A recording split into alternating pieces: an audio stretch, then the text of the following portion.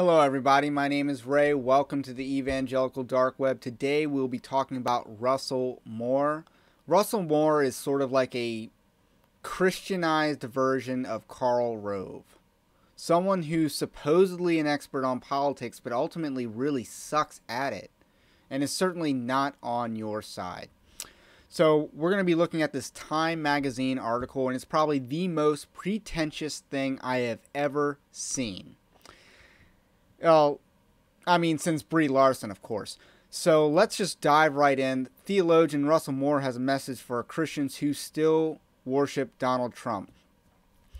And let me just say, there are no Christians who worship Donald Trump, because if you are worshiping Donald Trump, odds are you are not a Christian. And yes, there is somewhat of a cult surrounding Donald Trump. However, the cult surrounding Donald Trump is really the TBN crowd. So the people who watch all these televangelists on TV are the ones more likely to be worshiping Donald Trump. And I have no problem saying that that is not a very Christian crowd. So let's just dive right into this article. Belinda Lescombe is the author, and Russell Moore is not the author, which is important to note. However, Russell Moore does allow himself to be presented in this fluffy, superfluous light. And even this title photo is just cringy with smugness. Like, Russell Moore is a pretty pretentious guy. So the past few years have not been an easy time to be God's lobbyist. So already he's introduced as God's lobbyist. And lobbies, which is a word we get from the Grant administration, where, he got drunk and went to the hotel and people would try to convince him of policies while he was in an inebriated state. That's where we get the term lobbying from. And so the idea of being a lobbyist is you are trying to convince people to enact a certain policy. And to be God's lobbyist is a very superfluous title. It's certainly kind of like calling him a prophet. And that's, and again, he allows himself to be called this. And that's kind of a red flag on its own. I mean, a lot of people don't call themselves apostles, but allow other people to call themselves apostles. I think of Bill Johnson, certainly an example of this. But he's allowing himself to be called God's lobbyist. That's a huge hyperbole, especially if we look at the policies that Russell Moore actually lobbies for. No way you could call him God's lobbyist. A lot of folks claiming to represent the Almighty have been jostling for space in the corridors of Washington with a lot of conflicting agendas. Their methods often seem mutually exclusive with the Christian tenet that one should love one's neighbor. So perhaps it's not surprising that shortly after the events on January 6th, the guy whose actual paid job is to try to get those in power to think about a higher power got about as ticked off as a polite Southern gentleman of faith is allowed to get. So this is just a ridiculous stereotype to try to paint Russell Moore as. And so, the next few paragraphs are about the whole January 6th incident. I don't really care about that because it doesn't really impact anyone outside of Washington, D.C. or New York City. So let's just focus on the parts of this article that actually have an impact on the church and certainly the country as a whole. It's been lonely, says Moore on his stance, but I think many people have experienced that sort of loneliness over the past 4 or 5 years. I don't know a single family that's not been divided over President Trump and politics generally. I don't know a single church that hasn't. Moore's opinions are not new. He has been a never-Trumper since at least 2015 and scoffs at the notion put forward by many evangelical leaders that Trump converted to Christianity just before being elected. I actually don't know who's actually claimed that. If anyone has claimed that, if you know someone that has claimed that, do leave a comment in the comment section below, because I don't know anyone who's claimed that. Has Franklin Graham claimed that? And again, my criticism of Franklin Graham is that he is certainly guilty of humping Trump's leg like a dog. I have no problem calling that out. However, Russell Moore is kind of the opposite side of that same coin. He wants to be loved by the world, and this article is an example of him being loved by the world. Time magazine is not your friend. They are a communist rag, and their audience is pagan.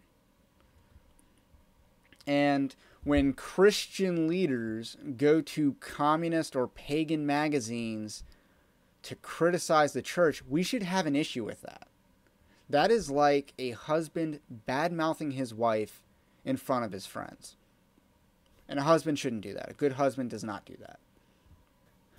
The usually mild-mannered author's stance has come at a cost. He says both he and his family have been subject of threats, and that people have tried to dig up information that would prove he is a liberal. Heaven forfend.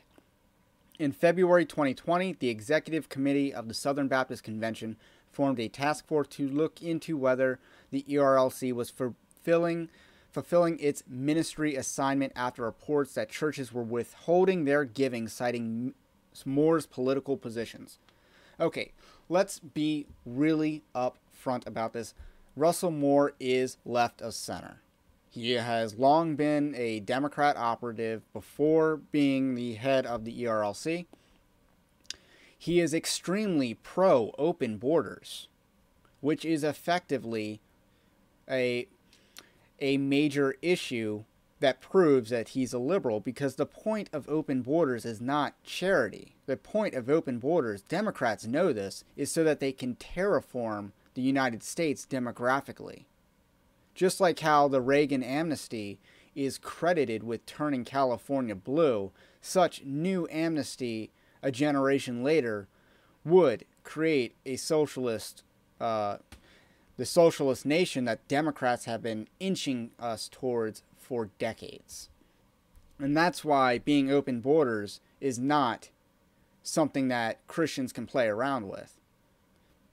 So that is one of the primary reasons why Russell Moore is viewed as a liberal. But again, I don't think that's a correct term to be using in political lexicon in this day and age. The term is leftist, and certainly Russell Moore is a leftist. He is a useful idiot. This article is just a shallow reward for serving an agenda that's unbiblical. That's what this article is. If you are serving a biblical agenda, what are the odds you get this type of treatment by Time magazine? Very slim, zero. And that leads us to the real purpose of this article, because like I said, the January 6th thing is nonsense. I don't even care to talk about it. But the fact that this article is primarily being used to defend Russell Moore's reputation as head of the ERLC, to defend the direction that he is trying to lead the Southern Baptist Convention, and to defend his misuse of cooperative program giving. The pushback against Moore is surprising.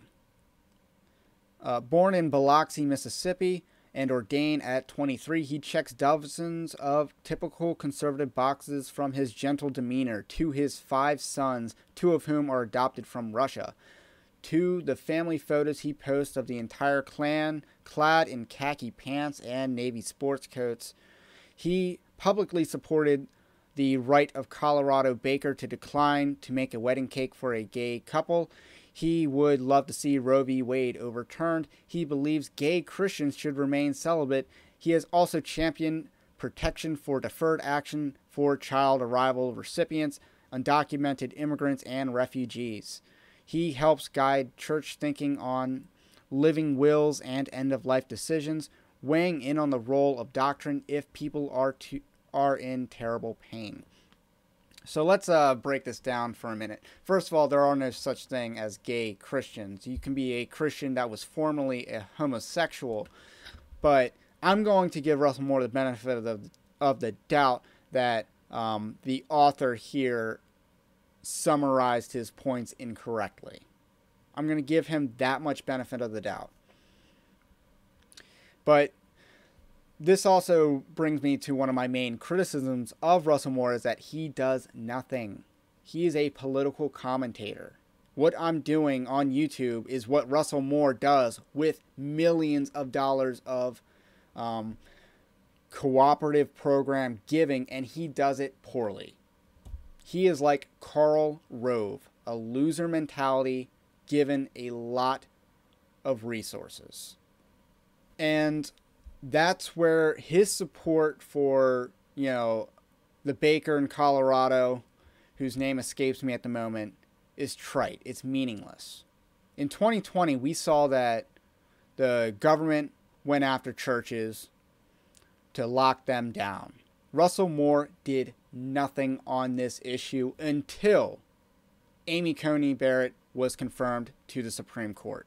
He stayed silent. He was nowhere on this issue.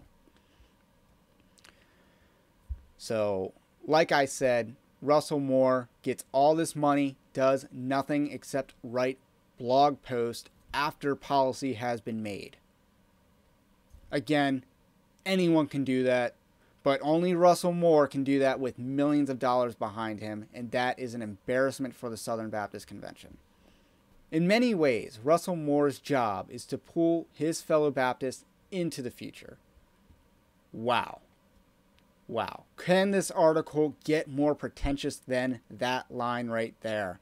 In others, it is trying to prevent the culture from abandoning convictions that are several millennia old, some of which, like celibacy outside marriage, no longer seem to make sense to most people.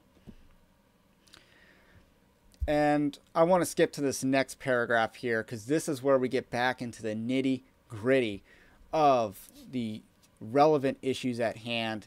In this chapter, we see Russell Moore defend false teachers in the Southern Baptist Convention. Often, Moore has to tap dance around the gap between his church's beliefs and its behaviors. He dismisses as a manufactured controversy the criticism of 6 SBC presidents who in November released a public condemnation of critical race theory. I don't find any postmodern theory motivating those that are concerned for racial reconciliation and justice, says Moore. I find what motivates such things is the Bible. And while Moore has set himself apart from those who support the president, he declines to condemn those who opted to vote for Trump because they believed in the platform, not the man. So, like I said, Moore is theologically liberal, and that needs to be pointed out. That is very much confirmed in this second to last paragraph here. He is very much in favor of these Southern Baptist Seminary professors who are proclaiming critical race theory. He says they're not really teaching critical race theory.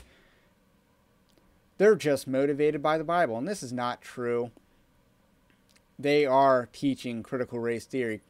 These ideologies are not hard to identify.